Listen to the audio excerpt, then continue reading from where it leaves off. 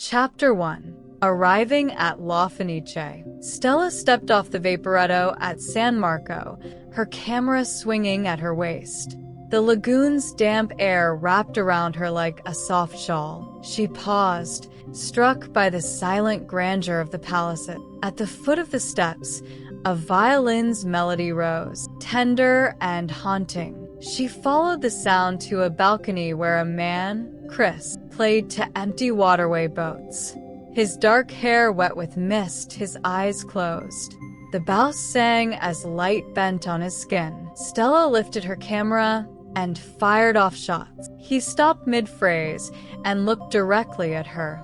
Through the lens of her life, she froze. He smiled and bowed slightly. Candid, she lowered the camera, cheeks warmed. Beautiful. He nodded, setting aside his instrument. I'm Chris. Stella. He offered his hand. She placed the strap of her camera in it with a smile. Their journey had begun. Chapter 2. Gondola Whispers. That evening, Chris found Stella at a quiet cafe in Dorso Duro, with her camera open and head bent over images. He directed her to a gondola moored nearby. Come. They drifted through pale lantern light, water lapping at wooden ribs. He guided the gondola with a silent hand. Stella pointed her lens at him, capturing reflections of lamplight and longing. When the boat paused beneath a marble balcony, he leaned close. You love beauty, she smiled softly, to capture truth. He brushed a stray curl. Can I? Her breath caught. He kissed her, a slow, questioning meeting at first, then deep. Her hand gripped his vest. The water rocked them gently as breath mingled in the night air. Chapter 3. Secret Studio in San Polo. The next day, Stella followed him to a hidden courtyard. He opened a door and led her up narrow stairs to an old studio. Dust motes dancing in afternoon light, violin cases stacked and canvas sketches pinned to walls. He gestured at an easel. Sit. She perched in an old chair. He fetched his violin. As he played, she photographed the light on his hands, the curve of his neck, the tension as he breathed life into chords. Step by step, they swapped roles. She captured him. He captured her, drawing her portrait on parchment with charcoal, capturing a flicker of her soul. Their brushes, bows, and lenses united them, artists entwined in mutual creation. Chapter 4. Canal Side Confession. That night, by a secluded canal in Canariggio, they shared sacchetti and spritz. Stella's voice softened. I've chased light all my life, but never like this. Chris reached for her hand, drifting his thumb over her palm. You chase truth. She tipped her head. They kissed under strings of fairy lights and reflected moonlight. His hand scooped gently under her blouse. She sighed into him as water passed silently below, echoes of their desire reaching down the canal. Chapter 5. Midnight on the Rialto. They wandered toward Rialto Bridge. The crowds had thinned. His hand brushed the small of her back, guiding her onto a hidden flight of steps descending to a private terrace. Above them, lanterns shimmered like stars. In that hush, he pressed her close. Lips explored the curve of her throat. She unhooked the strap of her dress. Silk slipped, hair fell. He followed each trail of skin with reverence. Her breath hitched as he entered her slowly, both of them swaying with the rhythm of the water below. Moonlight lit her face as she arched. He held her steady, adoring. They came together in gentle release, framed by starlit sky and silent arches. Chapter 6. Dawn in Hidden Alleyways. They fell asleep sitting in his flat above the canal, her against his chest, camera beside them, his violin leaning against the wall. Morning light peeked through shutters. Chris woke and rose silently. Stella stirred and traced a line on his jaw. He pressed his lips to her forehead. Coffee. They walked side by side to a tiny bakery. Over cappuccinos and a warm brioche, they whispered plans, a private concert in his studio, a photographic trip down the lagoon, sketches and songs. He kissed her again. Stay tonight. She smiled. Chapter 7. Firelight at Ca d'Oro. That evening, Chris invited Stella to a private soiree at the Ca d'Oro, the Golden House, overlooking the Grand Canal. His quartet performed beneath candlelit chandeliers while she wandered through the gilded galleries, lost in the echoes of old art. Later, he found her alone in a hidden antechamber. A single torch flickered on the wall, casting shadows along her bare arms. Without a word, he stepped behind her, his breath teasing her ear. She leaned into him, melting into the firm press of his chest. He turned her slowly and kissed her, the scent of stone and old books heavy around them. Her dress slipped silently to the floor. He lifted her gently onto an antique bench. The heat between them built to a fever, urgent, worshipful, primal. Their moans were hushed by centuries of silence. Chapter 8. The Mask Ball. Stella received an invitation of a masquerade at the Palazzo Contarini. When she arrived, clad in crimson silk and a Venetian half-mask, Chris was already there, wearing black, mysterious, and electric. The evening pulsed with intrigue. They danced among strangers whose identities blurred in the candlelight. In a hidden corner, masked and anonymous, Chris pinned her gently against a frescoed wall. His voice was low and teasing. "You are the most dangerous vision I've ever seen." Her answer was a kiss, deep, needy. His fingers lifted her skirt as she arched into him, desire crackling beneath fabric and secrecy. It was thrilling, intimacy cloaked in anonymity, bodies speaking what words could not. They slipped away before midnight, laughing breathlessly into the fog. Chapter 9. Storm on the Lagoon. A sudden storm cut across the lagoon one afternoon, trapping them inside Chris's studio. Rain beat on the windows as thunder rolled through the sky. They made tea, then curled on the floor with old blankets. Stella touched his violin, tracing its curves like she would his body. Chris pulled her onto his lap. "Play me," she whispered. And he did, with fingers and lips, breath and heat. The tension snapped like a bowstring, and they gave into the storm's rhythm, bodies tangled in the dusk. After, wrapped in each other's warmth, she said, "I think I'm falling." He kissed her deeply. "I already have." Chapter 10. Letters in the Attic. Exploring an old palazzo for her photo series, Stella discovered a forgotten attic filled with handwritten letters. She and Chris spent hours reading them. Lovers from centuries ago, separated by duty and war. One note read, "My beloved, every echo of the canal carries your name. I cannot forget the taste of your skin, the light in your laugh." Stella whispered, "It sounds like us." Chris pulled her close. "Then let's not end like them." They made love on the dusty wooden floor, slow, tender, reverent, writing their own letters with mouths, fingertips, and sighs. Chapter 11. The Bridge of Sighs. They visited the Ponte dei Sospiri, where legend says lovers will stay together forever if they kiss beneath it at sunset. Chris chartered a small gondola.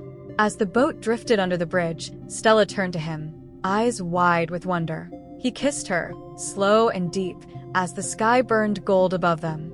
Afterward, they didn't speak. The air was sacred. Back at the apartment, he lit candles around the bed. Undressing her like art, he knelt and worshipped every inch of her skin. Their bodies moved together, as if in silent music. That night, they didn't just make love, they made a promise. Chapter 12. The Forgotten Offer. A call from London changed everything. Stella's agent had secured her a solo exhibition at a prestigious gallery, opening in just 4 weeks. She hadn't applied. She hadn't told Chris. Her dream dangled in front of her, but her heart was now tangled in Venetian canals and the arms of a man who looked at her like she was sunlight. Chris noticed her distance that evening. "You've been quiet," he murmured as they walked by the Zadro waterfront. She hesitated. "I got an offer. London. A show." He stopped. "And you want to go?" "I don't know." Her voice cracked. "It's everything I've worked for. And us." "I don't know that either." They stood in silence, gondolas drifting between them like ghosts. Chapter 13. Shadows in the Studio. They spent the next days in limbo. The passion remained, intense, electric, but threaded with hesitation. One evening, Stella arrived at the studio and found Chris playing alone, the sound sharp with sorrow. She approached, wrapped her arms around him from behind. He didn't turn. "I've never met someone like you," he said. "But I've also never held someone who might slip through my fingers." She whispered against his neck, "I'm still here." They made love that night with aching desperation, as if their bodies could hold back time. But morning always comes. Chapter 14. The Last Photo. Stella wandered Venice alone the next morning, camera in hand, trying to photograph the city without thinking of him. But everything reminded her of Chris. Violin echoes, warm handrails, moonlit stone. At the Accademia Bridge, she took what she thought might be her final image in Venice, the Grand Canal bathed in gold. Chris found her there hours later. They didn't speak, just stood side by side watching boats pass. "Will you remember me?" he asked. "Every time I close my eyes," she said. He leaned in, forehead against hers. "Then take this with you." He kissed her. It was soft, slow, but heavy with goodbye. Chapter 15. Departure. She packed that night. Chris sat beside her on the bed, silent. Neither could look the other in the eye for long. Before sunrise, he helped carry her bag to the pier. A taxi boat waited. At the dock, he cupped her face. "You've changed me." Tears slipped from her lashes. "I don't want to go." He kissed her one last time, deep, searing, memorized. Then she stepped onto the boat. He watched her until the fog swallowed her. Chapter 16. Return to the water. 3 weeks later, the gallery buzzed with voices. Stella stood surrounded by photographs from Venice, shadows, bridges, lovers' glances, gondola glows. But something was missing. She slipped out, walking the Thames with her coat pulled tight. She remembered the Bridge of Sighs, candlelight on Chris's skin, music in the silence. That night, she booked a flight. Venice welcomed her with cold mist and quiet joy. She found him in his studio, back turned, bow in hand. He froze as she stepped in. "I came back," she whispered. Chris turned slowly. "And I never stopped waiting." He took her face in his hands and kissed her like he was breathing again. Chapter 17. Reawakening. Venice felt new again. Stella and Chris spent their first days rediscovering each other, not through grand declarations, but through touch, time, and silence. Every glance held promise. Every whisper turned into a kiss. In his apartment, lit only by streetlight and flickering shadows, Chris traced her bare back with his fingertips like he was reading poetry off her skin. Stella gasped softly as he whispered, "No more goodbyes." He made love to her slowly, cherishing every inch of her like art, deliberate, slow, and overwhelming. That night, their bodies didn't just connect, they remembered. Chapter 18. Winter's Embrace. A soft snowfall dusted Venice in white. Stella captured it on camera. Chris captured it in melody. Wrapped in thick blankets, they watched the city transform from the studio window. Her head rested on his chest as he played a soft tune on his violin, improvised just for her. Later, the cold air made their bodies hungrier for heat. Chris kissed her neck while she stood at the easel, lifting her onto the canvas-covered table. The feel of cold air on her skin and his warm breath against her thigh sent shivers through her core. Venice froze outside. Inside, they burned. Chapter 19. Love in the Labyrinth. One afternoon, they wandered through Venice's lesser-known alleys. Stella led him through narrow stone corridors and hidden courtyards, laughing as they became hopelessly lost. They found a quiet piazza, empty except for a stone bench and the distant song of a street violinist. Chris kissed her beneath a crumbling archway, hands tangled in her coat. She whispered, "Make love to me here." With nervous glances and thrilling boldness, he lifted her skirt and pressed her against the wall, kissing her deeply, fingers exploring, lips tracing her collarbone. The city watched silently.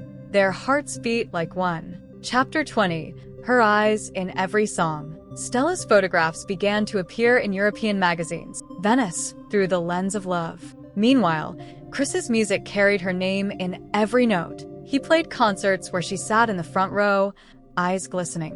One night, he performed a piece simply titled Stella. Afterward, she met him backstage. Without a word, she pushed him gently against the wall, kissed him with ferocity, and undressed him piece by piece in the dark. Their bodies collided like music and silence, fluid, trembling, and timeless. That night, he whispered against her lips, "I'm writing a future with you." Chapter 21. One Last Bridge. On their 1-year anniversary, Chris took Stella back to the Bridge of Sighs. As the sun dipped below the lagoon, he dropped to one knee. No words, just a look, a small box. Tears filled her eyes. "Yes," she whispered, trembling. That night, they returned to the place where they first kissed. He undressed her slowly, as if unraveling a secret. In candlelight, on a bed they now shared forever, they made love with reverence and fire. And as the church bells rang out over the water, they held each other tightly, knowing they had found something eternal among the floating streets.